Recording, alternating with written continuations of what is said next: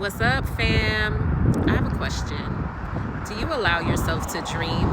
And what I mean is, do you give yourself permission to imagine possibilities that are way outside of what we experience in the 3D world? Or are you too afraid of being disappointed, and do you tell yourself that you're being foolish? I think about this question a lot, and it's been coming up for me in particular around this amazing election of our boy, Mr. Cardamom, Mayor-elect Zohran Mamdani. And I've just been noticing the resistance to candidates like him and other progressives. And what I'm seeing is a deep fear of change that's disguised as pragmatism, or what is quote unquote realistic. And I think that we tend to lean on what's realistic, and I want to use air quotes, but I'm holding my phone, as only things we've seen. But that robs us of our creativity and robs us of our ability to create a new reality, and also to imagine something different and work towards making that real. So I've been asking myself, like, who are we to say what's real if we are the architects and creators of our reality and destiny? And we talk about that in a woo-woo sense a lot of the way, but it's true. We are creators, co-creators of our reality and our destiny. And I know a lot of folks believe that. So I just want to lift up how this election really showed me people power. And I feel like it gives us permission to believe in a more equitable society that we will have to co-create together. Because there's going to be legitimate opposition. We already seen it. We've seen it from billionaires, corporations, old guard government, even perhaps our friends and loved ones who feel that the status quo is safer, in that way of saying, like, quote unquote, the devil you know. And a lot of these folks think that you are foolishly optimistic. But I think being visionary is brave, and it's what we need in these times. Especially in these times where everything feels really dark and hard, but there's so much like light and joy right now. We also need to be active and united. Like, we have to co-create things, and just because we haven't seen something doesn't mean that it can't exist.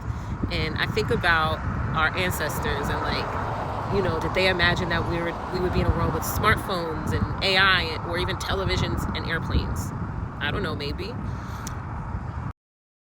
And, like, did our ancestors believe that we'd have a black president, a black woman vice president, or even own property, move across borders freely? Absolutely, they did. And I think of the conditions they were living in. So someone, or many, believed in a vision that was difficult to imagine, and they got others invested in the idea, and they made things happen. So, shout out to the people who are the weirdos, the unrealistic Pollyannas, the delusional oddballs, who are often the ones that affect change. So I'm just in a place where I refuse to accept that humans are fundamentally greedy, that there will always be cycles of fascism and democracy. Resistance is futile because it's just human nature and the way things are. I can't buy into that. And I know that it brings some people peace in these moments, and I understand why, but that doesn't work for me. I want to believe in something better for us, in humanity's better instincts, that love is foundational, and that enough of us are willing to work together to create a better world for ourselves and our future generations. And I see that in small acts every day. So, you know what? If we flop, at least we tried and learned some things. But we don't have to just accept that class warfare, white nationalism, oligarchs are just the way it is and forever will be. I acknowledge the truth and everlasting existence of those energies. They are real. However, I can and I will utilize my mind, heart, body, and spirits to lean into love, allow myself to dream big, imagine a better world, if not for me, but for our future generations, or for my future generations. And I'm going to do my best to help co-create it, because we're in this together. We are all connected. And I'll be honest, it's easier for me a lot of the time to apply this in a social and political context than other areas of my life, and I am a work in progress. I am not perfect. I be trying, But, my hope and my prayer is that we can all break free of the ideas that we have to settle for what is presented for us, that we have to settle for less than what we desire, what we deserve, what our hearts want.